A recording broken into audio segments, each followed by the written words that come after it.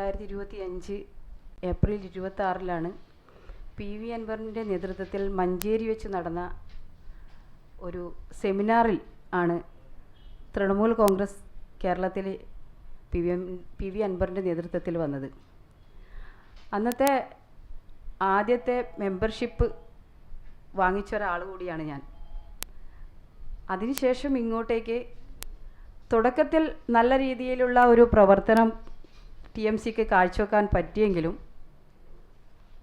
പ്രത്യേകിച്ച് നമ്മുടെ PV അൻവർ നേതൃത്വം കൊടുക്കുന്ന ഒരു പ്രസ്ഥാനമായതുകൊണ്ട് തന്നെ കേരളത്തിലെ ജനങ്ങൾ അത് ജാതി മത രാഷ്ട്രീയം എല്ലാം മറന്നുകൊണ്ട് ഈ പാർട്ടിയുടെ അംഗത്വം സ്വീകരിക്കുകയും ഇതിൽ പ്രവർത്തിച്ചു വരികയും അതുപോലെ തന്നെ എല്ലാ ജില്ലകളിലും വളരെ നല്ല രീതിയിൽ വളരെ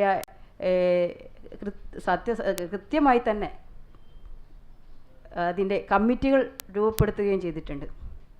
എന്നാൽ നമ്മുടെ കുറച്ച് കാലങ്ങൾ പിന്നിട്ടപ്പോൾ ഒരു രാഷ്ട്രീയ പ്രസ്ഥാനം എന്ന നിലയിലല്ലാതെ രീതിയിലുള്ള ഒരു പ്രവർത്തനമാണ് പിന്നീട് കണ്ടുവന്നത്. പുതുതായി വരുന്ന ആളുകൾ ഉത്തരവാദിത്തങ്ങൾ കൂടുതൽ എടുത്ത് പോവുകയും നേതൃത്വം അതിന് സപ്പോർട്ട് നിൽക്കുകയും ഒരു രാഷ്ട്രീയ പ്രസ്ഥാനം ഏത് രീതിയിൽ പോകണമെന്ന ഒരു അച്ചടക്കം ഇല്ലായ്മയും ഒക്കെയാണ് പിന്നീട് അരങ്ങേറിയത്. അതുകൊണ്ട് തന്നെ കുറച്ച് കാലങ്ങളായി ഒരു മറ്റ് പ്രവർത്തകരെ പോലെ തന്നെ എനിക്കും മാനസികമായി വിട്ടു നിൽക്കുന്ന ഒരു സാഹചര്യമാണ് ഉണ്ടായത്.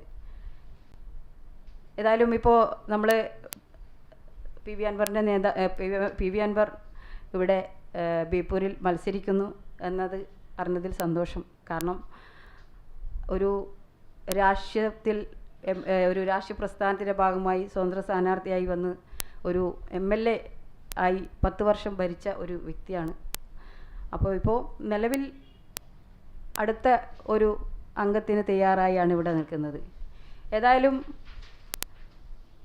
എന്നാൽ തൃണമൂൽ കോൺഗ്രസ് എന്ന ഒരു സംവിധാനം അദ്ദേഹത്തിൻ്റെ കൂടെ ഉണ്ടോ എന്ന് ചോദിച്ചാൽ അത് പല ദിക്കുന്നായി ആളുകൾ പിരിഞ്ഞു പോകുന്നതായും വാർത്താ സമ്മേളനം വിളിച്ച് പിരിഞ്ഞു പോകുന്നതായും സ്വമേധയാ പിരിഞ്ഞു പോകുന്നതായാണ് കാണാൻ പറ്റുന്നത്.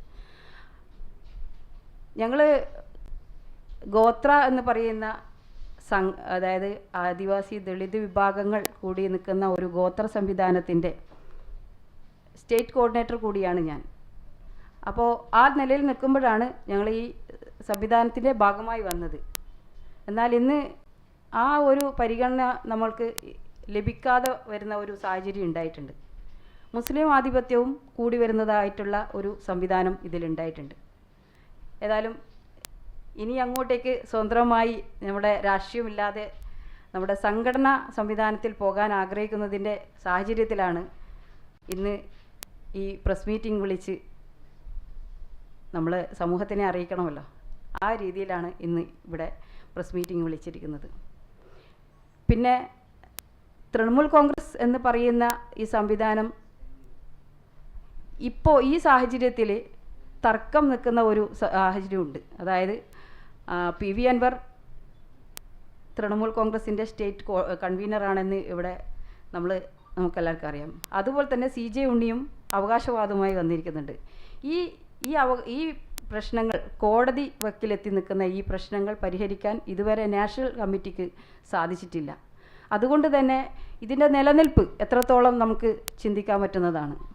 അങ്ങനെ ഒരു സാഹചര്യത്തിൽ ഒരു ഗോത്രവർഗ വിഭാഗത്തിനെ പ്രതിനിധീകരിക്കുന്ന ഒരു സംവിധാനത്തിന് തൃണമൂലിൻ്റെ കൂടെ നിൽക്കാൻ ഇപ്പോൾ പറ്റുന്ന ഒരു സാഹചര്യമല്ല.